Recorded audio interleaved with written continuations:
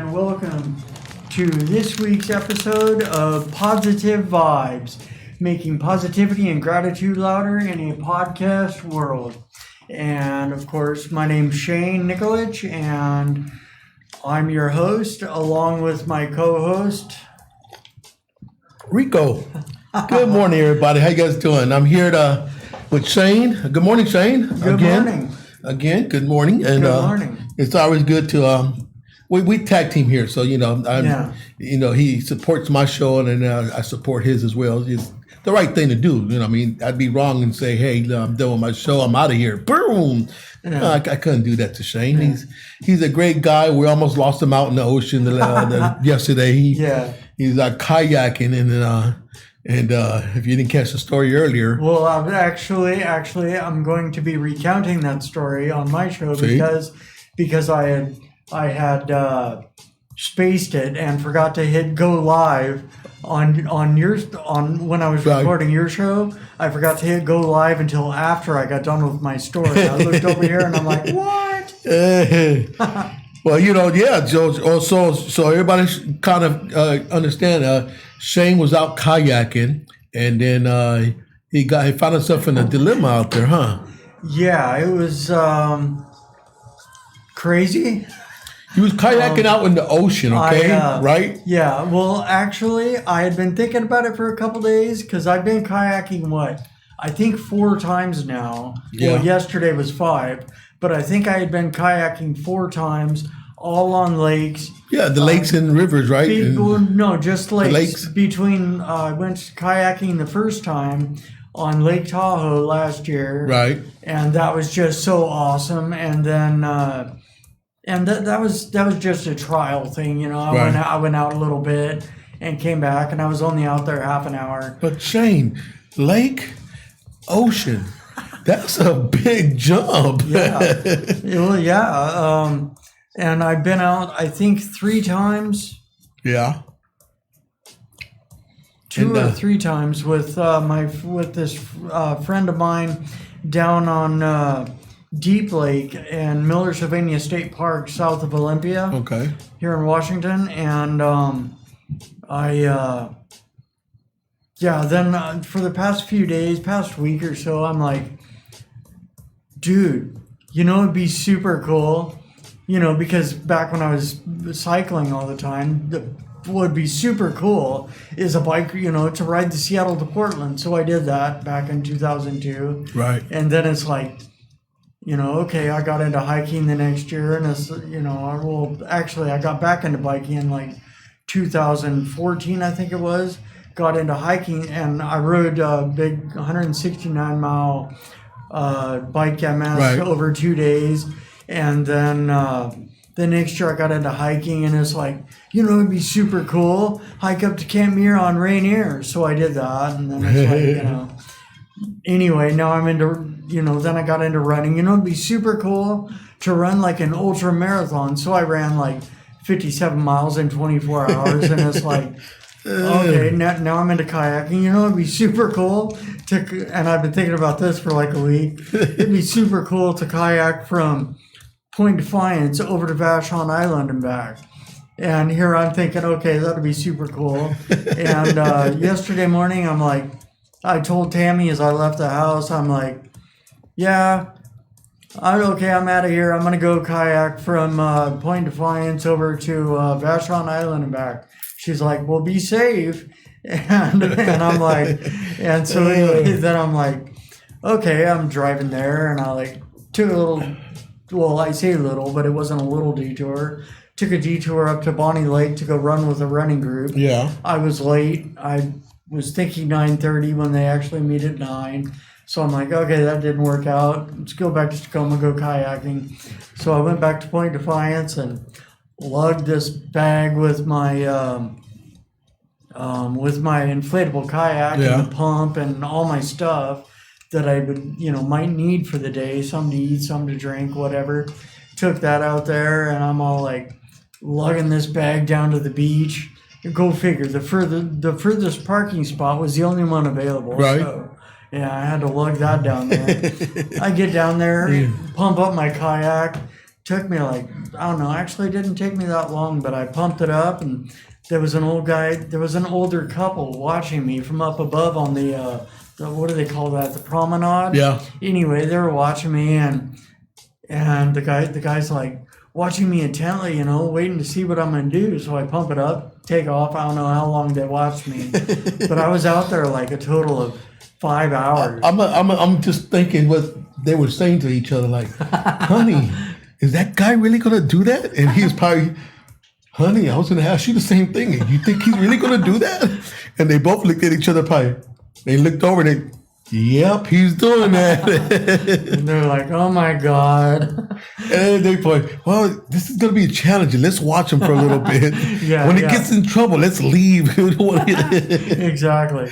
But yeah, it's like I don't know. I should have taken off. I should have walked it out maybe a couple steps and then got in.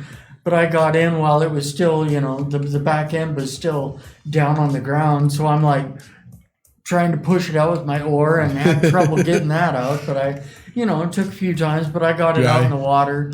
And I started rowing and got out there like halfway between, plus it's real cool because the ferry, the Point Defiance ferry dock is, the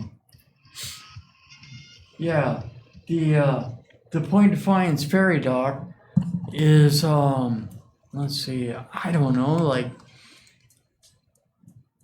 maybe 1,000 feet that way, right, and 1,000 feet to the east from where I'm taking off, and my pretty much line of travel, or my intended line of travel, but you know the stories, you know what I'm talking about, intended. But, so I'm watching the ferry, and it was cool because I'm about halfway out there between Point Defiance and Vashon Island. Took off from Owen Beach, and I'm watching the ferry pass by, but the clear shot of Mount Rainier straight ahead of me, and Port of Tacoma is just off to the left, and got the ferry, Washington State Ferry, going across, and I got them all in one shot on, with my phone. Took a picture. Well, actually, I took a few pictures and got one perfect one there. Put that on my story on social media right then. I'm like, hey, guess what I'm doing? I'm kayaking across and just caught this shot. And so where was your point of destination going to? I was going to Vashon Island. Did you get there? Yeah, I got to Vashon Island. Right before I got to Vashon Island, and going across there, it was like really cool. It was sort of like a little nerve-wracking because I was having to watch. It's just like crossing a street. Right. Keep having to look to the left, look to the right for passing boats, because and I'm hearing the whole time. I'm hearing boats going real fast, so I'm keeping an eye out and making sure I'm not in their path, and taking it easy if I see one coming. Right. Just so I stay back, don't get anywhere near his path. And then, of course, you got the waves that they create from the wave. So I got to make sure I'm going straight over their waves, because I don't want to go sideways and end up tipping and going under. Yeah, that would not be good. But yeah, there was a couple, and of course, that close in, these sailboats that are passing through, they got their, at least a couple of them had their motors on, and they're just like trolling along, Right. They're not like going too fast or anything. But it's cool, because I'm out there here in my inflatable kayak, and I'm all waving at these dudes, not dudes, but these captains or whatever on the sailboats, and they're waving at me and everything. They're like, and this one guy, I chatted with him for a minute. I'm like, hey, how's it going? Because he was fairly close off to the side, and I'm like, hey, how's it going, man? And he's like, hey, it's an excellent day, beautiful weather, can't complain, And did he ask you what are you doing out there in the rubber kayak? I was just going to mention that. Fortunately, I had no one ask me what the heck I was doing out there, that I was crazy. But That's probably why they didn't ask. They probably was thinking to themselves, okay, well, I'm not going to ask this. I'm just going to leave him alone. He's having a good time. yeah, We'll figure it out later. he's got a smile on his face right now. He might not later, but hey, we'll just leave it alone. And and you worked it out. I mean, it seems like you got out there. Yeah. And then as your way back, do you experience anything? Actually, I got almost to Vashon Island. I don't know, maybe 100 or 200 feet from shore on Vashon Island. Maybe a little bit before that, maybe 300. But I noticed that my destination was was this, what appeared to be an area where they might be doing construction a little ways up from the shore. Right. But I figured it was right next to the ferry dock, and I figured that area was, public shore or whatever, Right. since it was, part of the DOT or whatever area. And and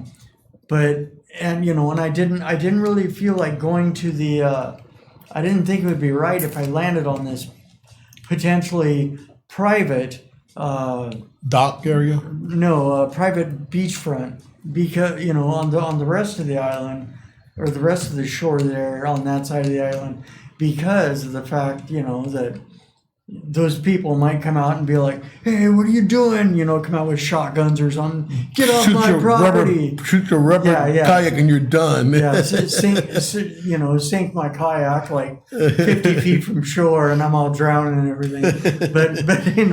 Well, I have my life jacket. Well, that's good that they didn't do that. Nobody did that. But so I get up there closer to that area, that shore where I was going. Right. I don't know, like maybe 100 feet from it, and I notice I can finally read what's on this big white ball on the beach, and it says WSDOT. I read that. It was on there upside down, but I could read it. I looked over at the one on the water, and it said the same thing, and I'm like, oh shoot, wait. There's one there. I noticed one off to the right. I'm like, shoot, there's probably a chain or rope not supposed to go through there. So I'm like, okay, whatever. I'm just going to land right here. So I went straight ahead, 50 feet or whatever it was, and went to the private beach. And I'm like, okay, cool, I hit. So I'm on land, whatever. So I just pushed off and started heading back. I got out there maybe 25 feet, maybe 50 feet, and I'm going straight in a line to Owen Beach. I see it over there, that's where I'm going. Right. And I noticed that I'm getting pulled off to my right, which is to the west. Wow. And I'm like, shoot, this sucks. If I get pulled that way, I'm going to Tacoma Narrows. If I get pulled that way, by these currents, I'm going, around Vashon Island up to the north. And I'm like, shoot, this could suck, dude. And I'm like, and this whole time I keep turning and facing toward Owen Beach, and I'm paddling as hard as I can, and just and splashing water and all that, and it's like, well, not splashing big time. I was trying to keep it down, but yeah, it's like. Finally, I see the reflective sign that's up on a tower, on a shorter tower, on the corner there by the Gig Harbor Viewpoint at Point Defiance. And I see this beach over there with 3 kayaks there and people standing there. And I'm like, dude, maybe I can get over there. And so I start going for that, paddling for that. And it's like I kept fighting the current. The current kept pulling me towards the Tacoma Narrows. Dude. And finally, and this whole time I'm fighting the current, trying to go back to where I came from, or that direction anyway. And pretty soon, I saw land I'd never seen before because I had never been around that corner in the water, only from up above, and you can't see the houses down below. Dude, there's houses down there along the water. Really? They're like up on piers.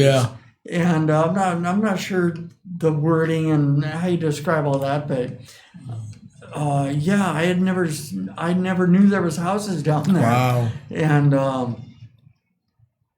what was I going to say about that? I was going to say that. Well, you drifted off over I there. drifted off, and in the end, I was like, I was toward the Gig Harbor side of the middle of the Narrows there, Right. and I was right around the corner from the Tacoma Narrows Bridge. I had in my mind, if all else fails, I know where I'm going. If all else fails, I can do this on my own. Yeah. Won't need help. I can get over to the right, and if I know I can get close enough to the shore there and get to Tacoma Narrows Park on the Gig Harbor side, walk up the road, back across Tacoma Narrows Bridge, Oh, wow. and I can walk back to my car. It'll be about 10 miles, and I'm sure I'll get there after the park closes because I'll have to lug this bag the whole time. Wow. Taking breaks, because my arm's killing me. But yeah, it's like my heart's just pounding this whole time, and I'm rowing. Finally, I got out there, and I'm just like, okay, dude, I'm at the point where I know I have a plan, but I'm gonna put out a 911 message on my Facebook. Got more local people on Facebook, and so I'm gonna put out 911 on there. See if anyone in the area who's got a boat can come rescue me. And it took me like 2 or 3 minutes to type this out, because the water's all Right. sort of choppy and throwing me around. And I guess it wasn't really choppy; it was just waves Right. bouncing me back and forth. And took me like 2 or 3 minutes, but I finally get this typed out and everything, and I'm just about to hit send, and I see a sort of a big, good-sized boat coming over my direction. Right. I'm like, hey, come on, help! I think I yelled help like twice. Oh, but wow. I'm just trying not to make a big scene. I don't know. And I mean, hey, you need help? Go ahead and make a big scene. But and so I'm like, hey, help! And this older couple comes over in the boat, and the lady is like, do you have a rope? We can tow you.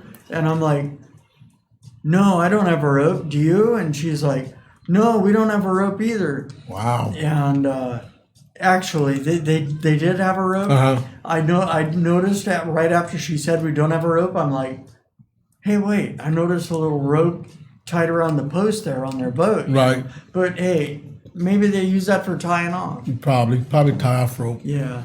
Well, wow, you was out there. Yeah. You was out there, man. Yeah. I couldn't. I probably would have been panicking and scared, and I'm not trying to fall in the ocean. Nope. You had a big enough heart to be, first of all, to get out there, venture out and with your kayak into the ocean. You did that, not me. So kudos to you, man. Oh, thank you. I can't. I'm not a scary cat, but I'm not too much fond of the ocean thing and all that up there. I don't find that exciting. I've been on the ferry before, and that was cool. But on my mind, I was thinking, what if the ferry crashes and something happens, starts sinking? Then what? Yeah. What am I going to do? Look around. There's a lifesaver over there. There's a lifeboat over there. I'm going for the boat first. Those are the first thing I always think about if I'm on a boat or something.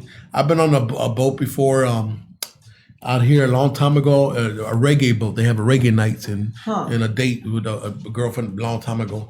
And went on the boat. They take you out like, I don't know how far out. They take you like 500 miles out, whatever. Then you stayed out there and dance and party, whatever. Then you come back in by 2:30, 3 o'clock, But that was still a little scary too, because like I said, I look around and we're out here in pitch dark ocean. Like, wow, it's dark out here. Okay, what if something happens? Somebody accidentally pokes a hole in the boat or something. So It just those things always cross my mind. So Yeah. when you did that and telling me what you did, I was like, wow, man, you was a brave soul, man. Yeah, definitely. Well, Yeah. thank you. I gotta give it to you, brave, Mr. Brave. Well, I'm just like, all about living life, and Well, yeah. it's, That's not living life. That's putting your life in danger there, buddy. You really, I mean, the blessed thing about that could have went bad and it Yeah. didn't. Because like I Well- said, you out there, there was people out there with you that you got a hold of, so that's a good sign. That was a good thing. Yeah.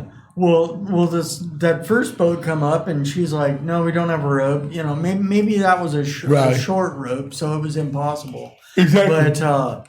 But yeah, she's like, the lady is like, "Hey, right over there, right. They were coming up behind us. That's a ski boat, I think.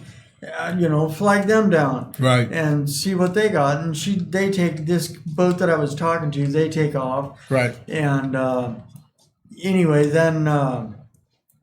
This other boat, I'm like, hey, this lady's still talking to me, and I'm like, hey, flagging down the other boat already, but because I want to catch them before they pass. Oh yeah. And then this nicest couple ever, they come over and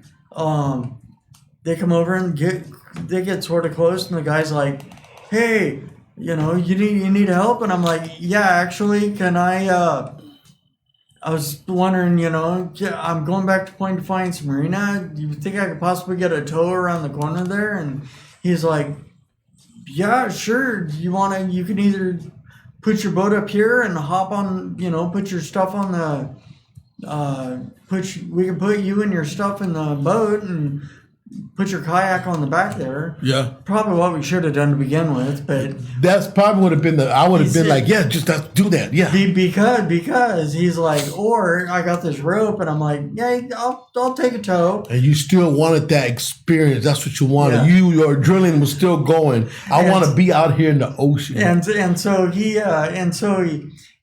comes out on the back of the boat with the end of the rope, and it's like a freaking probably 30-foot rope, and I don't know, 20 or 30 feet. And anyway, he ties the rope on the handle on the front of my kayak and starts towing me. And he tells me, first he asked me, okay, are you hungry? And I'm like, no, I'm good. And he's like, okay, you thirsty? And I'm like, no, I'm good. And he's like, okay, you need anything? Give me a holler. Need me to stop? Give me a holler. I just want to make sure I'm at a speed you're comfortable with. And I'm like, okay, cool, let's go. And we get going, and he gets going a little fast, and water starts splashing over the front of my kayak, and I'm like, hey, no, slow down a little bit. And so he does, and it's going okay. Little water splashing up the side, and of course my inflatable kayak, it's bending and a little bit, and my butt's getting wet because water's coming in the back. But I bet. But yeah, we get a little closer, and he's like, okay, water's getting choppy up here, and well, actually, before he said that, Right. The water started getting a little choppy, and the handle came ripped right off the front end of my kayak, and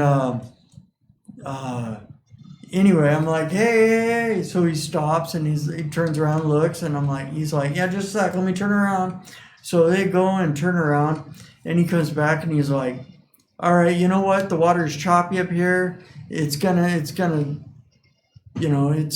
not gonna happen. Right. So what we're gonna do? My wife's gonna hop on the back there. She's gonna help hold on to you, and we're gonna pull you over close to this beach over there, and it's the best we can do. Pull you over close to that beach over there, and you can, as soon as I say start paddling, you start paddling. She'll let go. You can take off toward the beach, and that's the best we can do, because I'm not going to even try pulling you around through that choppy water there. Yeah. And I'm like, he knows better, 'cause he's probably been doing that for years. That's what I figured. And I'm like, okay, cool. Thank you very much for bringing me this far. Yeah. And, I owe a debt of gratitude to that couple. Wow. But yeah, anyway, I'm just like, paddle, got to the beach. The only thing on this beach is some dudes smoking a joint back there over there on this rock while the Sea-Doo's anchored there right off the beach and just chilling. He's all like just relaxing. I pull my kayak up on the beach, and as soon as I get it up there, I start deflating it. And he walks over and he's like, all right, man, I saw you out there. I saw this couple bring you over and save you. And I'm glad you got saved, and I saw you going by. And while I was out there on my Sea-Doo, I saw you in a few different spots. Didn't look like you were doing too well. I figured I'd let you try before I came and rescued you. You're going to have to buy like 3 leaf blowers. Yeah. And duct tape them onto your kayak, and so that when you get in trouble, you just turn them all on. That would be awesome. And that would get you, or either get you 2 weed whackers. Yeah. And tie them on, and whenever you can put your little propellers on it and turn them on, and you're off to the races. Yeah, exactly. That would be sweet. Wow. But it's like, anyway, he's like, all right, so what's your plan from here on out? And I'm like, well, my plan from here on out is just deflate my kayak and put everything in the bag, since I had everything with me in the kayak. And he's like, all right, cool. But I wouldn't plan on getting that far. Right. That sounds like a good plan, but the tide's coming back up, and you ain't gonna make it the whole way. Oh man! And I'm like, you know what? Probably not. And he's like, okay, so here's a plan. See if you're down with it. Deflate your kayak, put everything in the bag. I'll put you and the bag. You can bring your bag on my Sea-Doo, and I can give you a ride back over to the marina, and you can go get your car and go home. And I'm like, hey, that's a great idea. Heck yeah. So yeah, that's what happened. Wow. I almost lost my bag in the water once, but I'm like, hey, and he stops, and I pulling my bag back up. He's like, tell you what, why don't you move to the very back where your bag was and put your bag in between you and I, and then you can hang on to your bag and make sure it doesn't fall. And I'm like, hey, that's a great idea. So yeah. Oh man, you survived. Yeah. This is survivors of the survivors, man. You're awesome, dude. I got to see things I'd never seen before. This may not be that big of a deal, but I had never seen the outside of the marina. Right. I had only been to the store and up there around it a bit. And, and knew there was other stuff out there, but I had never been out on the water down there where the boats go to dock to get gas. Wow. And I'm like, wow, this is cool. Wow, that's an experience for you. You experienced that on your own, and that's great, man. Wow. And I've run on the beach there from Owen Beach, there at Point Defiance. I had run out when I go running. I had run out on the beach during low tide, but I had never been able to get out that far before the tide started coming up to know that little beach was there. And it's like you might be able to make it there if you go out, if you start running out when the tide's just starting to lower from high tide. Start running, you might be able to make it to that beach and back before the tide comes back up. It's the ocean, the tide, and all that's like unpredictable. 1 minute it could be doing one thing, and the next minute, Oh, and that's one thing that made my adventure yesterday all the better. I say better, but it's like more adventurous. Right. Was that it added to the current because the tide? Because yesterday, I noticed this yesterday morning when I was looking at the time for low tide. Right. And I noticed the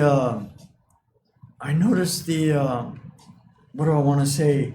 The height or the sea level. Oh, okay. Of the tides, and I noticed that it was rising up again. Sort of really high and at high tide, and sort of really low at low tide yesterday. It was a giant fluctuation, and so that added to the currents pulling me so hard. I'm pretty sure that's Yeah, the that reason. sounds like you caught a rip current or something, or I don't know. They got different currents out there. You got rip currents, and you got what's another one called? Just like Rip. I know. Well, I know. I've heard riptide. right, riptide. I know there's a few of them but I'm sure there's more than just a few. I mean, different things that react and does different things. One pull you one way, the other one takes you the other way, and you know. But hey, like I said, you made it out of there, man. You made it out of there. Yeah. You surprised yourself probably. Yeah. Well, and I remember at one point I had this idea. I'm like, at one point on my way over there, when the tide started pulling me, I'm like, the idea flashed through my head about, hey, it might be a good idea. It might be a good idea to wait for the ferry to go, or actually, what I was thinking was it might be a good idea just to go up on this private beach or somewhere here on Vashon Right. Island and deflate my kayak and walk up there to the ferry terminal and get a ticket and just walk on the ferry and ride that back across. I would have got home sooner. Wow. But I neglected that and decided to attempt kayaking straight across. That didn't work out. And at one point, when I was out there in the middle, like Point Defiance and Gig Harbor and Vashon Island, in the middle of that little triangle, I was like looking toward Gig Harbor and thought, well, that's actually not that far away. Maybe I'll just go over there. But then I'll have like way far to go to get home. I'd walk it, but it would take me like, I don't know, 5-6 hours. Wow. And I'm like, man, screw that noise. And I'll just keep trying to get back over there. And wow.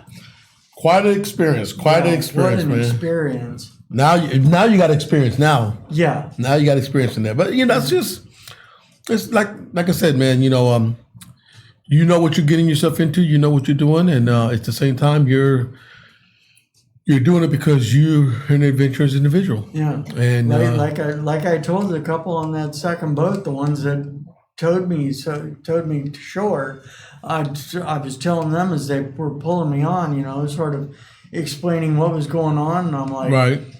Hey, I have MS and I have MS and just keep moving forward. And I had a traumatic brain injury. I was in a coma for a couple months, Right. back 35 years ago. And I just keep on moving forward, just keep doing stuff, Doing good. that I never would have been able to do. And just, I don't know, just keep adventuring, I guess. You're awesome, dude. You're awesome, man. You're a better man than I am, because Well, thank you. the only water I get in probably the little pool in the backyard. Put water in it, or I might do the lakes. I do the lakes, Spanaway Lake. Yeah. I get out there and get one of those blow up mattresses. Those plastic mattresses blow up. When we used to blow those up and put it out there and get on there and let it float out into the lake. Yeah. Paddle back in. And the water's not moving fast enough, so everything feels settled. So you got no currents. Yeah, that was a big difference yesterday. Oh yes, I know it was. With that current. I was just I was thinking, okay, I'll just go straight across pretty much the line of the ferry, a little off to the side, of course, and then just straight back. It won't be a big deal. And it worked out to be a big deal because the lakes I had been in, there was no tide, no current, no big waves like that. But out there, and I wasn't expecting those currents. Right in the Tacoma Narrows, I know there's currents. I wasn't expecting them further out. But I think because it closed in right there, and the air started funneling through, and so then it started pushing the water to turn. Well, what I'm thinking is, being that I left at low tide, like when the tide was lowest, I'm thinking that the tide must have been coming back in, so therefore the water was headed into the sound and pushing it toward the Tacoma Narrows and Olympia down there. But, going that direction anyway. Well, like I said, buddy, you're the better man than I am. You don't find me out in the ocean. No. But, well, so what else is on your agenda that you got lined up for? You got anything lined up before summer's over? You got any climbing any mountains or? Actually,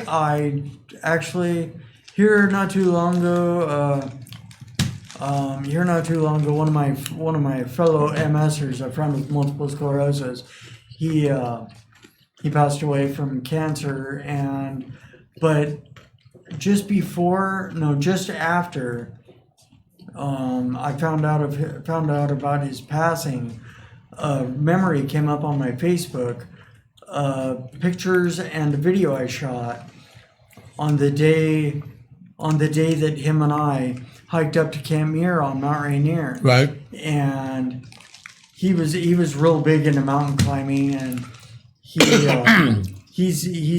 had climbed like, I think every one of the I think it was I think he said 232 or some 200 and something right. peaks in the Olympic National Forest over on the peninsula, and he had climbed every one. Oh wow. And back in the day he was a guide on Mount Everest. And so anyway, so he has full experience in all that. So I asked him, hey, you want to hike up to Camp Muir with me? And he's like, cool, I'm down for that. So yeah, we hiked up there, and anyway, I took a couple pictures of us up there that day. And, right. But I was looking at these here a while back, and I'm like, you know what? I don't think I hiked up there last year, so I want to hike up there this year. You can do it this year. This is nice too. The weather's beautiful now, and you should be able to get up there and have a good time. So yeah, the only thing I'm thinking about is that one of the last couple times I went up there on my own, I ended up not hiking up all the way, and I just hiked up partway and came back down because the direction I was going was the direction that I had gone previously, to my knowledge. Right. And there was, or that I could recall anyway. And anyway, this last time that I'm thinking of, the snow had melted down, and I'm like down possibly further than the time I had been thinking of. And I'm like, wait a minute. There's no snow on here. Maybe that's why this wasn't so difficult. It was like a real steep part, and there was no snow on it, and it was like rock climbing. And I'm like, oh wow. I'm like, bro, I don't remember this from last time. And maybe I should have gone back down and seen if there was a different way. But I'm like, you know what? This isn't working out, so I'm just gonna go back down. I made it up here, so I went off and hiked another trail. And didn't make it up to Camp Muir that day, but so that's the only thing I'm thinking about now. But well, that'll be something to get yourself ready to another adventure. Yeah, but maybe I should go up there and check it out, just see what's up, see what's going on up there. Yeah, line it up, get lined up. How about any events? You got any events coming up for MS events? You guys marathons and bike rides or whatever? No. Well, actually, I am doing. Currently, I am an ambassador for MS Run the U.S. And I applied to be a runner in the actual real life relay for next year, which you don't have to run all the way across the United States. Right. Each segment, there's 19 segments. Each segment is roughly between 160 miles to 220 miles over 6 to 8 or 9 days, I think it is. Right.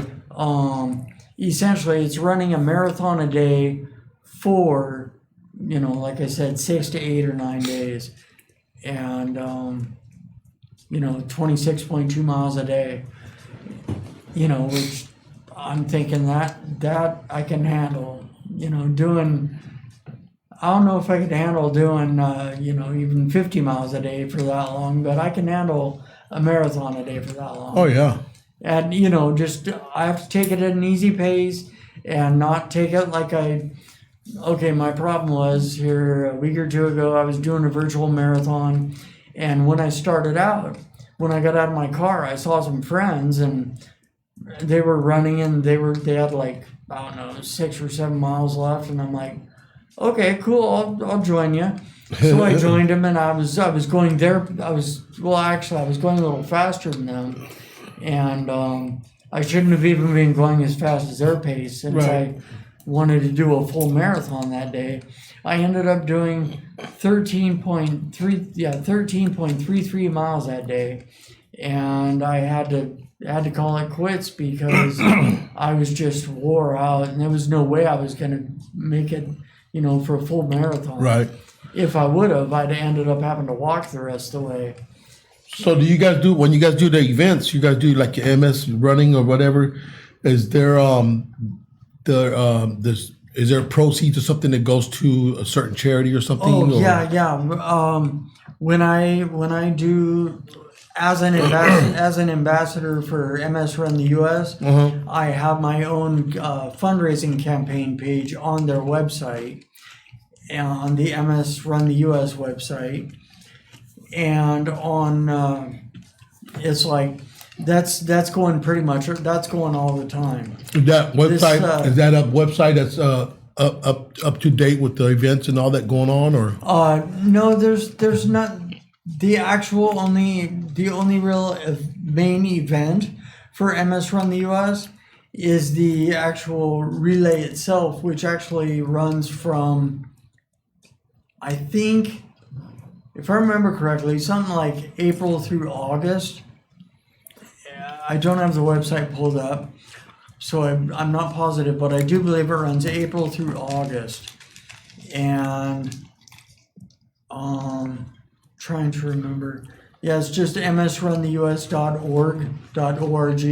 Right. And MS Run the US, it's all one word.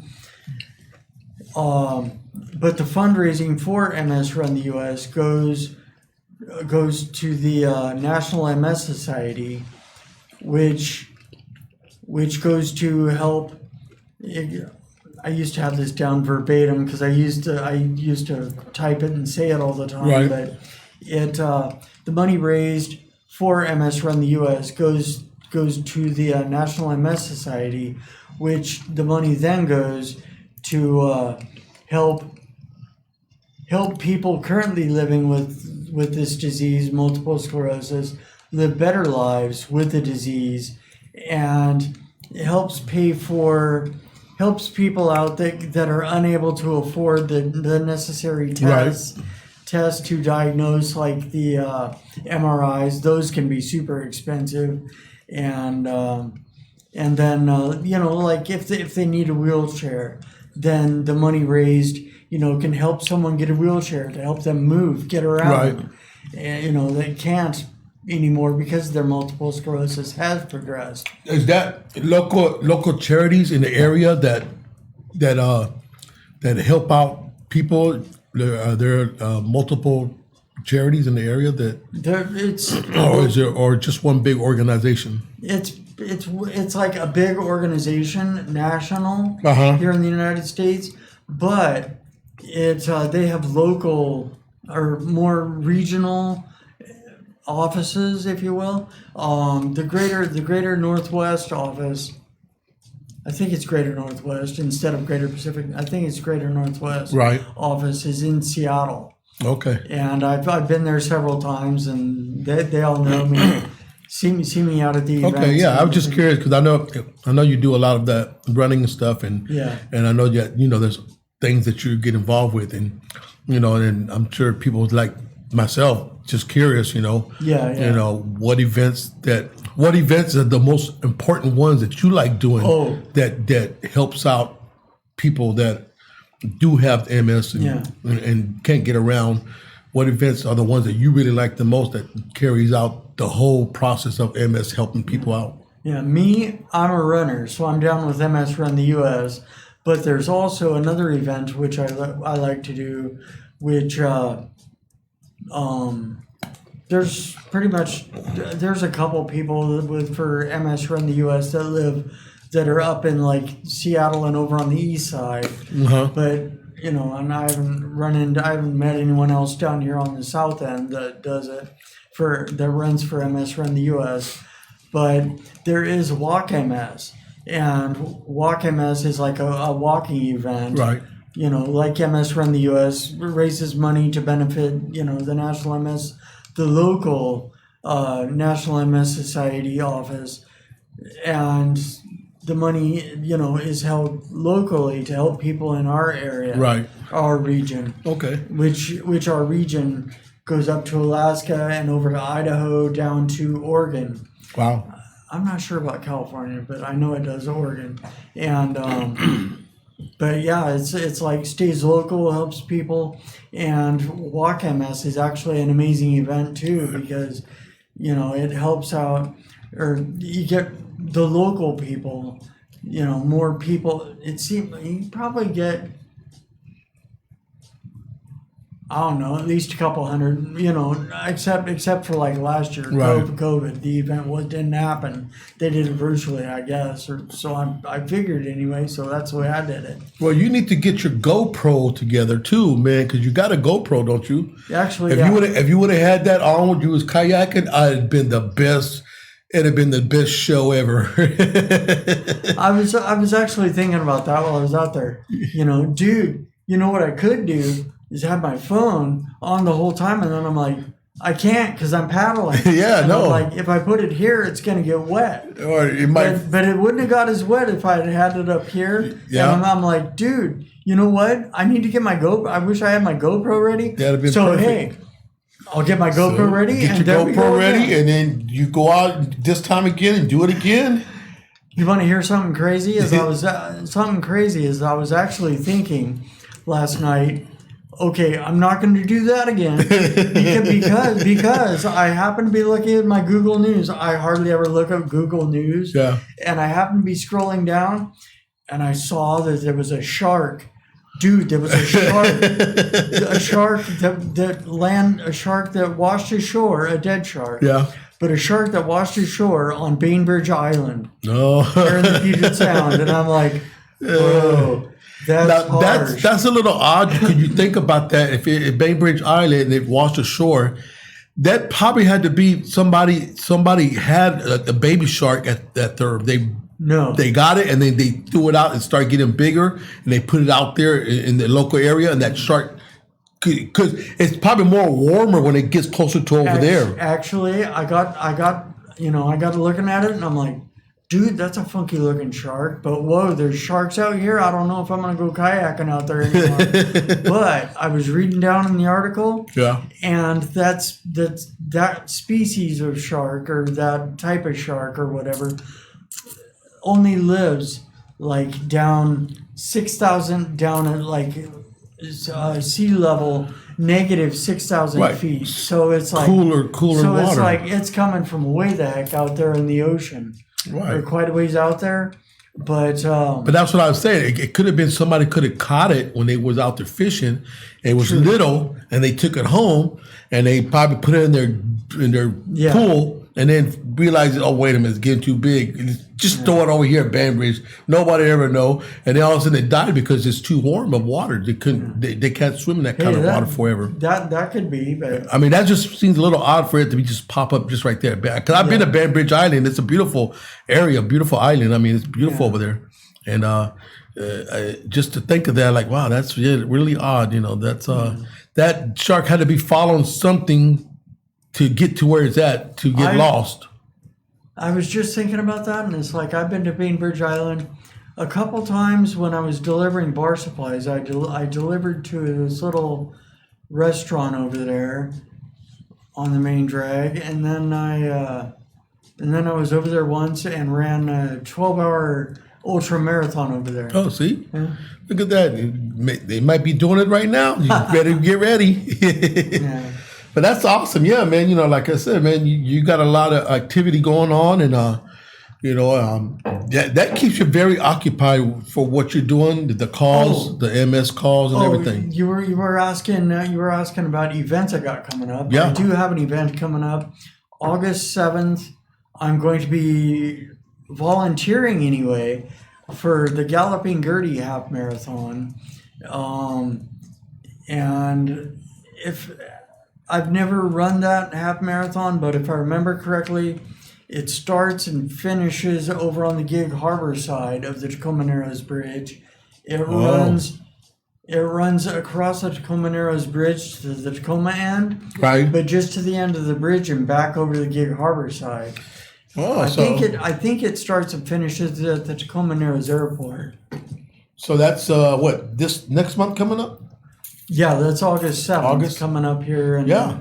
It's right around the corner. a week or two. Yeah. And then after that, I'm hoping and praying that I will be able to run the I think it's the Run Super 50 miler. Right. But I forget the whole name of it. But anyway, it's put on by Run Super here in Tacoma. You got pretty much everything lined up coming up, especially right now, right in the peak of the summer. Yeah. So I think you're gonna be pretty busy, Shane. Yeah, as and long as you stay out of the ocean, you'll be okay. oh, trust me, buddy. I'm going to be getting back in the ocean. But take a real boat take a real boat with a motor on it. Take a nice little boat and just take the boat, not the kayak. Mess the kayak on the boat. Well, unless you get your real hard kayak. If you get your hard one, you have a better stability. Yeah. Well, hey, it's like I was thinking every day I run since I'm on a never-ending run streak. Oh yeah. Except for the past couple days, because since I'm dealing with this MS fatigue. Right. And I just haven't felt like running when I get off work. I'm just like. So do you take? So I get out there and I walk a mile to keep my streak going. Do you take? Are you on a medication and do you take vitamins as well with that? Because it's like I treat my MS naturally. Right. So I don't take any MS treatment. I just take. You take vitamins? Any vitamins? Yeah, I take in the morning. I take a Super B complex, a multivitamin, and a biotin. Okay. And I'm doing great. For the most part, just dealing with this MS fatigue. Right. And someone suggested the other day looking into someone was suggesting to me that there are natural like energy boosters out there. And so I was going to look into those, but it's like I was thinking about it yesterday was simply arm day. You know, like you go to the gym and you do leg day. Well, every day is leg day for me because I walk and run all the time. Yeah, I think ginseng is one of the natural ginseng. Ginseng. Ginseng, the root, you can suck on the root and it gives you natural energy. Huh. Yeah, okay. Ginseng and how expensive is that root though? Oh, you can get a lot. You can get a lot of that at the Asian stores. Go to the Asian stores and they have them there for a reasonable price. And that's okay. You're not going to spend like $900 for one little root. Maybe I'll check on that. But check at the little Asian stores. From what I've heard, the reason I was reading up on sushi or whatever one time, and it was saying the reason it was and I found this very interesting. The reason they use a lot of or at least most restaurants that I know of, mix their wasabi with using powdered wasabi, which actually comes from a variant of the horseradish. Oh, real wasabi is a variant of the horseradish root. Right. Well, most of them use horseradish root, a small variant of it, because the actual genuine, real bona fide wasabi root is like, I'm not sure why it is so rare. But something to do with the supply. Wow. Because it is so rare, the cost of it is like phenomenal. Like you were saying, 900 a root Right. or something like that. It's like, yeah, it's majorly. Well, I watched the expensive. documentary on the ginseng thing, and people go out. I don't know where they go to, but there was like it was a farmer that he farmed this stuff out in the woods. Oh, whoa. And he farmed the ginseng, and then these people come out. They heard about this ginseng out here in these woods, whatever. But this farmer he owns like 20 acres, whatever. But he has like cameras up, and he saw people back there pulling the ginsengs out from the ground, put them in a bag because they go and sell it to a buyer's market. Oh, so they'll sell it by the pound. And the guy, like, I think he had like, I don't know what he had, like, I think 4 pounds. The guy gave him like, I think $2,000 or something like that for 4 pounds. So ginseng, it's an expensive root because it's natural earth, but it's really good. It's good for a lot of stuff. You'll see stuff, people using in ginseng and all kind of stuff. You get they got the drink, you got a bottle drink, ginseng drink, and then the root is in the bottom of it. Just, they put a little root in there, and you can drink it and eat the root. So, ginseng is it's old generation, old stuff, but it's used for a lot of stuff. Ginseng, there's another root you can suck on that a lot of people use. The Indians from India, they what is it? It's another root. I forgot the name of it, but they just stay sucking like a toothpick. They suck on that root and it helps their body, But yes, ginseng's the top notch. I remember ginseng's been around for years.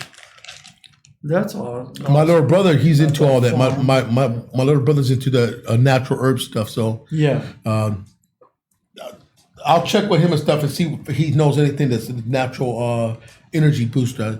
I think he sent me one thing about this natural energy stuff, and then he said it's really, really good. It's all natural. Yeah. I'll look it up and find it for you and then give you the name of it, because it's a guy that he's go on YouTube, on Facebook. He's got his Facebook page and he shows all his product that he sells is natural. Yeah. So we'll look into that. Well, for one thing, I know I'm like bad about drinking water. Yeah. I need to drink a lot more water. I know I've gotten back into it. Yeah. Drinking more water than I used to, of course, now that I'm a runner. But still, it's like I still fall short a lot of times. Just even if you drink the bottled water, it's good.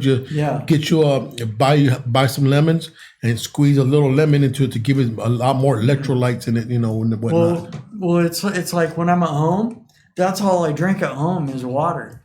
I go to the store and, rather than back in the day, I used to go to the store and I'd buy Mountain Dew by the 2 liters, and I drink at least a 2 liter a day. Right. Of Mountain Dew or root beer or some pop, and which, good God, now I'm without that sugar, and I'm just feeling phenomenal without that. Well, that's good. That's good. But it's like nowadays, instead of all that jazz, now I go and buy either bottles of Perrier or bottles of what's that other one? San Pellegrino. Yeah. Or seltzer. Or like what I got now. I just went and I stopped by Safeway. They were having a good deal on it, so I bought four half racks of their Soleil brand. Tammy has those juice water. bottles that she drinks. You see those juice bottles that she had, the little long. Those are good. They're natural. I believe they're natural, if I'm correct. But she likes those, and she said those are healthy. Those are very healthy drinks. So I've been drinking them every now and then. I'll steal 1 or 2 from her. I hope she don't find out. They just be like, "Hey, Tammy, you still watching? Can you tell us?" She probably is like, "Yeah, he stole a couple of them. I know he did." But yeah, those are really good. You should try one of those. Okay. Get one from her and ask her, to share. Try it out and see what you think. Pour it in the glass and see if you like it. But yeah, this water I got now, it's called Soleil. Like French for the sun, and it's excellent. It's just carbonated water and natural flavor. Good. And like one of them, I just bought 2 flavors, lime, and I think the other one's red raspberry or raspberry something or other. Maybe it's raspberry lime.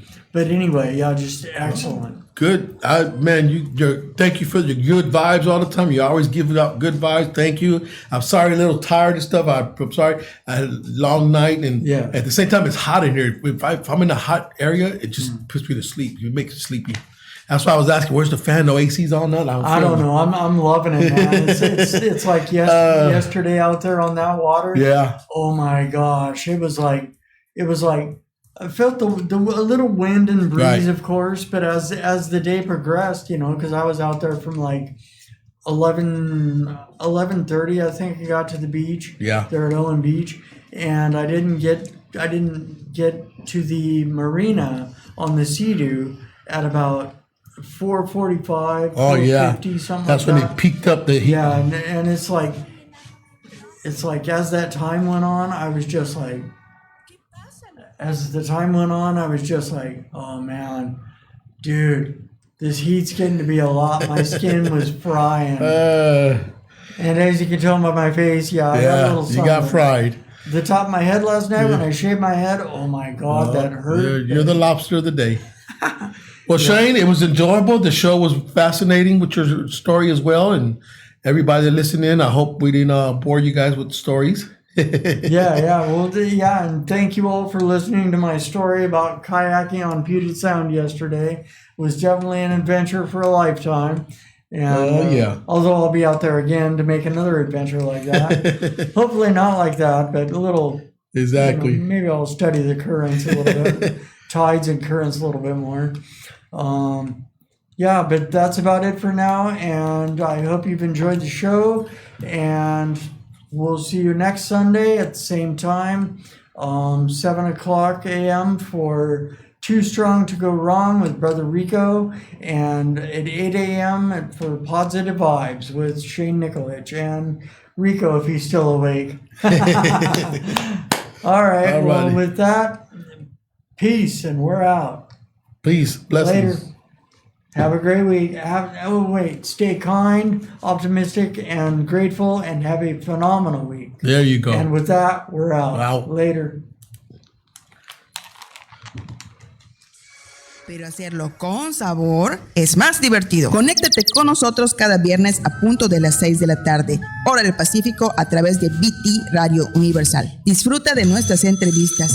Hablaremos de música, cultura, arte, de nuestros pueblos indígenas y todo lo necesario para darle a la conciencia un buen sabor. Mi nombre es Wendy Pantoja, conductora de este